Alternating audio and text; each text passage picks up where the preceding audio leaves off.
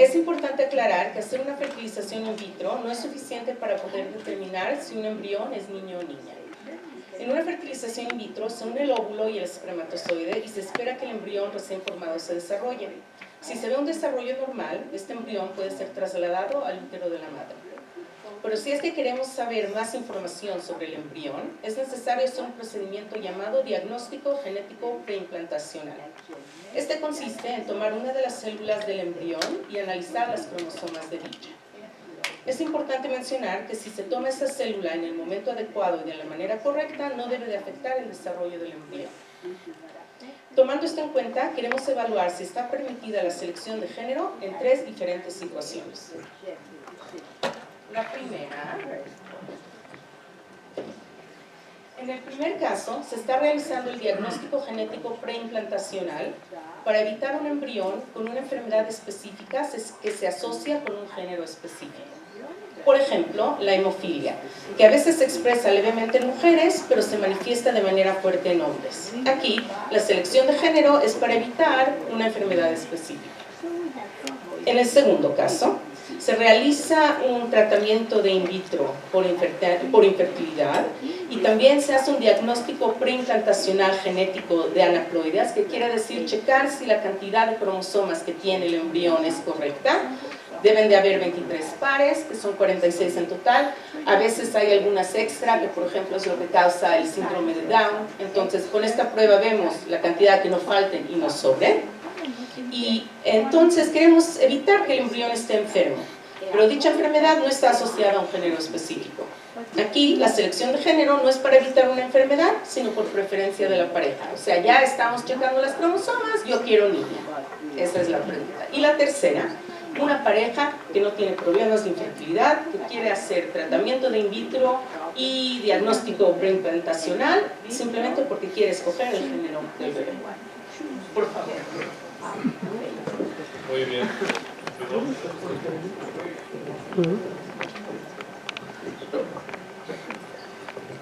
Bueno, la verdad es de que son 3 preguntas que nos podemos pasar aquí un buen rato. No sé cómo vengan con ganas de desvelarse. Pero mira, en primer lugar sí es muy importante entender que una cosa son enfermedades genéticas y otra cosa son enfermedades cromosómicas. Las enfermedades cromosómicas son aquellas que, como mencionaba Golde, son enfermedades que están ligadas a la estructura misma, numérica o estructural propiamente dicho, de cualquiera de los 46 cromosomas que tenemos. Y la genética es hacer un examen de los más de 20.000 genes que tenemos, lo cual muchas veces en medicina se hace muy específico buscando determinada enfermedad. Por ejemplo, el síndrome de Down es una enfermedad cromosómica, en donde hay un cromosoma de más en el par 21, a diferencia de la hemofilia, en donde tenemos una alteración genética en el cromosoma X. Y por eso se presenta mucho más en hombres que en mujeres, porque como las mujeres tienen 2 cromosomas X y los hombres tienen un cromosoma X y uno Y, pues el otro cromosoma X de la mujer ayuda a que no se presente la enfermedad, para decirlo en términos genéricos. Entonces, una cosa es cromosómica, que es donde está el PGT, que se llama A, así le llamamos ahora, y la otra es exclusivamente genética, que es el PGT-M, en donde en general, para no hacer todo el exoma, se busca el análisis de uno solo de los genes. Por ejemplo, el de la hemofilia, el de la parálisis de Duchenne, etc. Hay muchas. Exactamente, sí, si no se sabe, si uno quiere, como ahora está de moda buscar todos los genes, entonces sí necesitamos hacer un estudio más completo, que no viene al caso. Obviamente, si la pregunta viene dirigida al hecho de si en la familia existe alguien con alguna enfermedad, ¿debo de buscar el gen? La respuesta es absolutamente sí. Si la mujer tiene más de 40 años y por su edad, porque así es, la mujer como cuando crece y el hombre también, pero la mujer cuando crece disminuye cuantitativamente y cualitativamente su posibilidad de embarazo. Y la palabra cualitativa lo ubico en el hecho de que se incrementan las cromosomopatías, o sea, los problemas cromosómicos. Fundamentalmente el más conocido es la trisomía 21. Entonces una mujer de más de 40 años que va a hacerse un diagnóstico, que va a hacer una fertilización in vitro, debe de hacerse un diagnóstico genético antes de hacerle la transferencia. Además hay algunas otras cosas que parecen ayudar, esto no está comprobado, pero parece ayudar, que pasar embriones cromosómicamente normales incrementa las tasas de éxito de la fertilización in vitro. Entonces, contestando a la pregunta 1, si alguien quiere saber el riesgo que tiene un embrión de enfermedades genéticas o cromosómicas, tiene que hacérselo. Nosotros lo hacemos, claro, con la autorización de las parejas. Ojo, porque seguramente a Alex le ha pasado, mujeres de 42, 43 años que no quieren hacerse el examen, up to them, ¿no? O sea, lo que ellas decidan. Que bueno, también hay algunas otras cosas que se pueden decir de la no 100% certeza del PGT. Ahora, en segundo lugar, para tratar de ser rápido, que era la pregunta de... Habló de la, o sea, no de no enfermos, sino más seleccionar.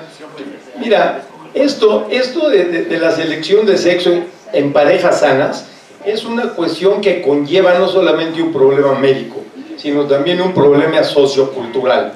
O sea, por ejemplo, en algunos grupos se requieren o se quieren tener más varones, en otros grupos se quieren tener más hembras, por razones socioculturales.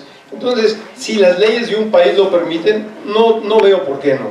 Aquí, y no me dejarás mentir, en México, por más que hemos luchado, no hemos podido tener no solamente una legislación sobre los problemas básicos y complejos de reproducción asistida en el país, sino ni siquiera una norma oficial que junto con el licenciado Chertorivsky se la fuimos a mostrar cuando era secretario de salud, y él muy abierto, pero acabó esto muy rápido. En el año 2005 por ahí fue esto, ¿no?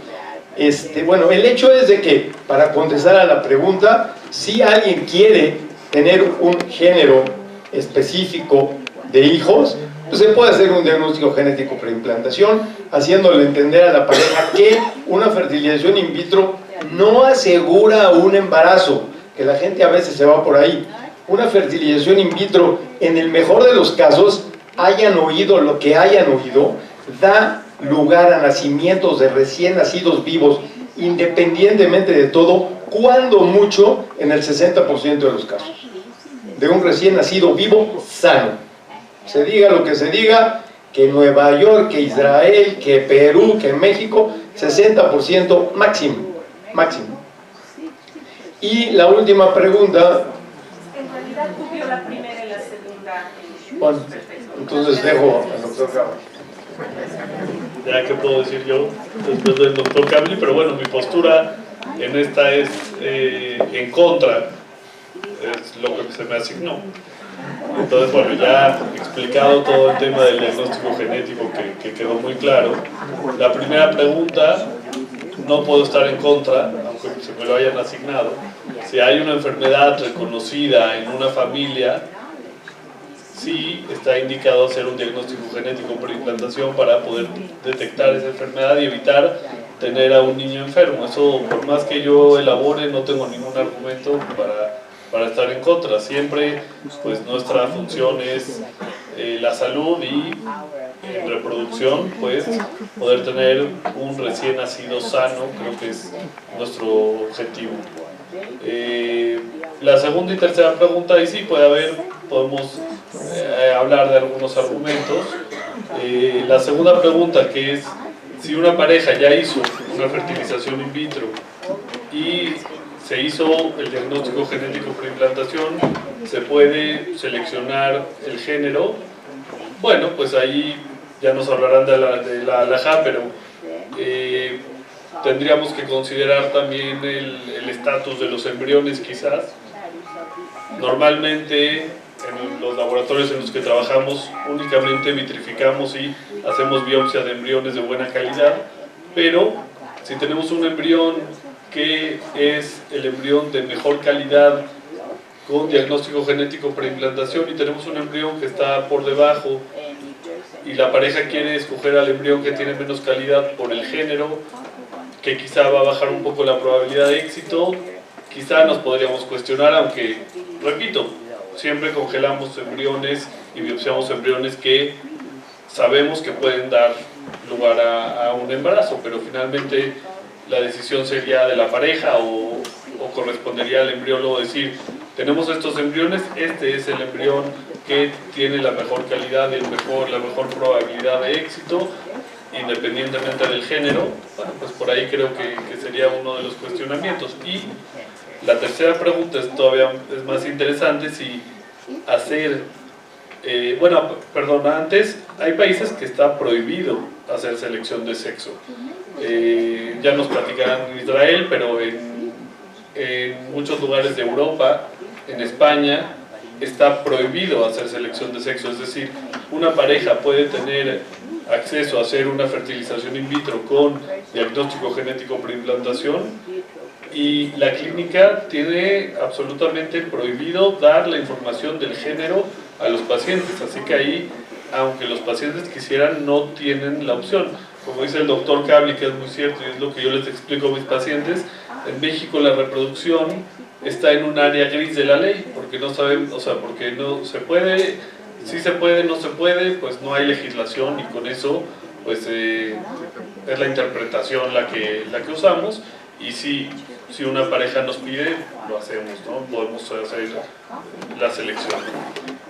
Y la tercera pregunta, que ahí también hay buenos argumentos, que es si una pareja ya tiene familia y viene para hacer una fertilización in vitro solamente para hacer selección de sexo, pues ahí nos metemos en un tema más complejo, porque así como dije antes que la fertilización in vitro es un procedimiento pues que hacemos actualmente todos los días, hoy por hoy la fertilización in vitro tiene mucho menos riesgos que los que tenía antes. A mí ya no me tocó, al doctor Cabli seguro, ver síndromes de hiperestimulación ovárica terribles que pueden llevar hasta la muerte a una mujer, accidentes en la aspiración cuando sacamos los óvulos. Finalmente estamos sometiendo a la pareja y a la mujer a un procedimiento médico, y todos los procedimientos médicos y todo lo que hacemos tiene riesgos. Es cierto que ahora los riesgos son menores y las clínicas son clínicas libres de síndrome de hiperestimulación ovárica, pero se justifica recomendarle a una pareja que quiera hacer selección de sexo que se someta a hacer una fertilización in vitro. Eso va a ser desgaste físico, económico, a lo mejor también toda la parte emocional. No garantizamos. El 60% es la tasa máxima que podemos ofrecer, estoy de acuerdo con el doctor Cabli. Y entonces vamos a hacer todo esto para hacer la selección de sexo. Bueno, ya nos platicarán la parte de alajá y la parte de ética, que es muy interesante, pero pues finalmente creo que sí es algo que hay que pensar dos veces.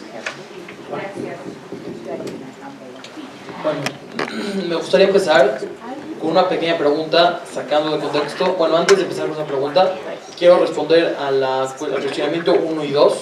El cuestionamiento 1 puntual, si cuando hay una enfermedad genética que por ser del cierto gen, del cierto sexo, podría afectar al bebé, no hay duda que no nada más está permitido por alajá. En esa parte es casi exigido, incluso hay respuestas alágicas donde tienen que exigirle a la pareja que haga eso para no tener hijos enfermos. En la segunda pregunta, donde es selección de género, una vez que ya se hizo un tratamiento, igual la pareja está en un tratamiento, pues al final tampoco podemos ser tan estrictos en la parte de que si ya la pareja hizo todo este procedimiento, pensar que no se podría seleccionar. Claro, tomando en cuenta, como dijo el doctor, que lo más importante al final es la tasa de éxito, y no creo que ninguna pareja que esté pasando por temas de fertilidad esté pensando en si quiere niño o niña. Yo creo que la pregunta que más nos tenemos que enfocar es la tercera pregunta. Y a esa pregunta quiero conectar un poco la fiesta que acaba de pasar, que es Pesaj. En Pesaj el faraón dio un decreto donde decía que todos los niños varones tenían que ser arrojados al río y no tenían que dejarlos en vida. Entonces la pregunta es, si en el tiempo que fue el decreto hubiera esta tecnología, ¿estarían los judíos obligados a tener selección de género para que sean niñas y que no los mate el faraón? O a lo mejor Dios hizo que se meta el decreto y nosotros no tenemos que intervenir en el decreto de Dios. Si lo hubiéramos hecho, Moshe no hubiera nacido. Bueno,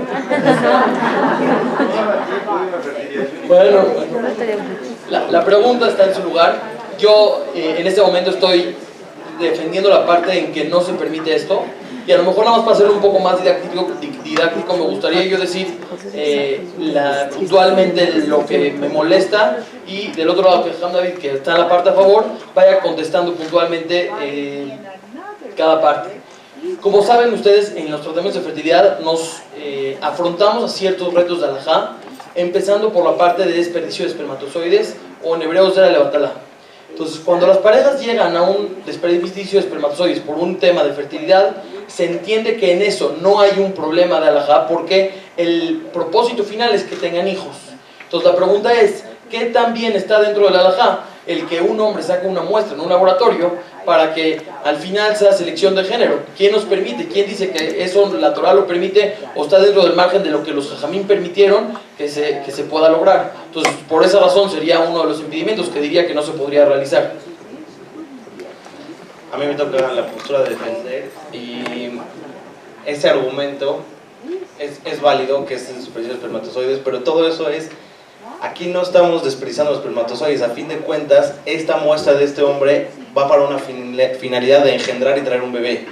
Independientemente si seleccionamos el género, ya sea masculino o femenino, a fin de cuentas estamos utilizando esa muestra para traer una vida al mundo. Entonces, esa podría ser un argumento a quitar el argumento que es un desperdicio de espermatozoides en este caso. Me gustaría pasar al siguiente argumento.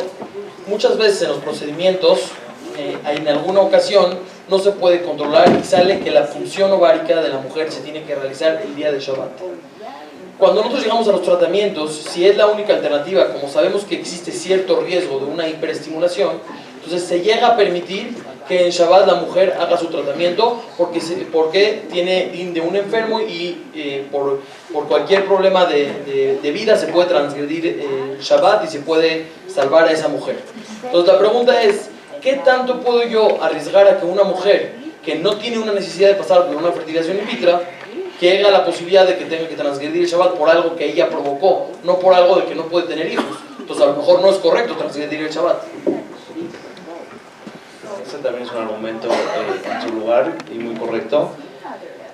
Primero que nada, si esta pareja, antes de hacer cualquier procedimiento, ya sea infertilidad o por selección de género, se asesoran con el Instituto PUA, vamos en conjunto con los médicos, vamos a lograr de hacer un protocolo, ya sea antagonista, ya sea un poquito más alargado, para que no caiga en Shabbat el tratamiento y tratar de evitar esa causa. De cualquier manera, si el tratamiento cae en Shabbat, que no fue intencionalmente provocado, existe la posibilidad de que se llama Tinedin de un Holeshem Bosakana, que es un enfermo que no tiene peligro de vida, que se puede, a lo mejor un judío no podría transgredir Shabbat por él, pero un médico no judío sí podría ayudarle y hacer el tratamiento aunque caiga en Shabbat.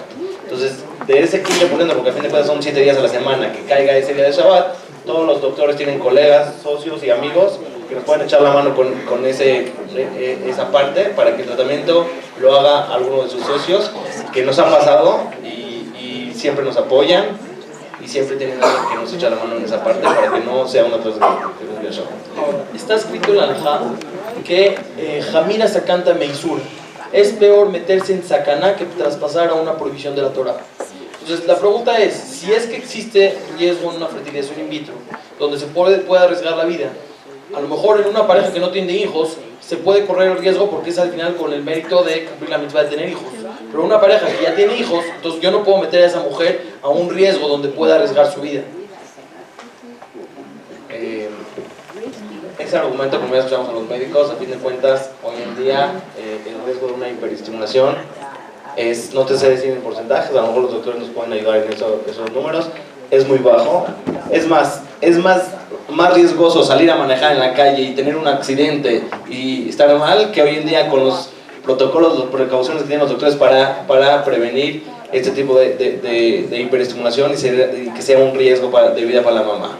Quiero acabar que existen posturas alógicas también que dicen que una vez si una pareja está consciente, quiere hacer el tratamiento, tiene la posibilidad económica y están dispuestos a hacerlo, hay posturas que dicen, y nada más es una pareja que tiene 3 niños o 3 niñas, para cumplir el precepto de la mitzvah del primer lugar, que hay que tener niño y niña, está obligado a acudir al médico a tener hijos. Si lo quiere, sí tienen la posibilidad económica y están dispuestos los dos ambos para hacerlo. Por último, me gustaría, la última pregunta, Jajam David, me gustaría preguntarte, ¿qué tanto está correcto que nos permitamos jugar a ser Dios? Porque al final ya estamos nosotros interviniendo en los caminos de Dios y a lo mejor Dios no quiere y cree que no es lo mejor para esta pareja, tener un hijo varón o una niña. Entonces, ¿qué nos permite dentro de la halajá, dentro de la shkafá, la visión de la Torah, que nosotros intervengamos en esos caminos? Como bien mencionaron antes, sí es un argumento a lo mejor que nos parece hoy en día y que la gente va a decir si hoy en día podemos seleccionar género el día de mañana, que se pueda escoger ojos azules, ojos verdes, pelo amarillo, pelo rojo, lo van a empezar a hacer, pero hoy en día creo que así como hoy en día tenemos vacunas, medicamentos, y Dios nos dio al alcance estas herramientas, a lo mejor nos está indicando, pues te las estoy dando para aprovecharlas, no las desaproveches. Y estoy de acuerdo que en el año 1970 a lo mejor pues, la gente no tenía estas probabilidades, quiere decir que en ese momento Dios seguro no quería que puedan provocar algo así. Entonces, como conclusión a esta pregunta, creo que tanto la halajá como la medicina está de acuerdo que en el caso de una enfermedad específica que tiene que ver con un sexo específico, se puede y se debe de hacer este tratamiento, es asegurarse que el niño no va a estar enfermo, el niño o niña. En el caso que ya se está haciendo, entonces, si el país lo permite y es legal, que entiendo que en México está en área gris, pero si es, entonces la pareja lo puede escoger. Y hay más debate sobre la opción de la tercera pregunta, que es qué hacer cuando una pareja simplemente quiere hacer el tratamiento para escoger el género. Creo que cada caso es individual y se debe de ver así, pero sí hay que recordar que escoger el género es una pregunta ética, moral y que tiene que ver con la halajá y que no se tiene que tomar a la ligera.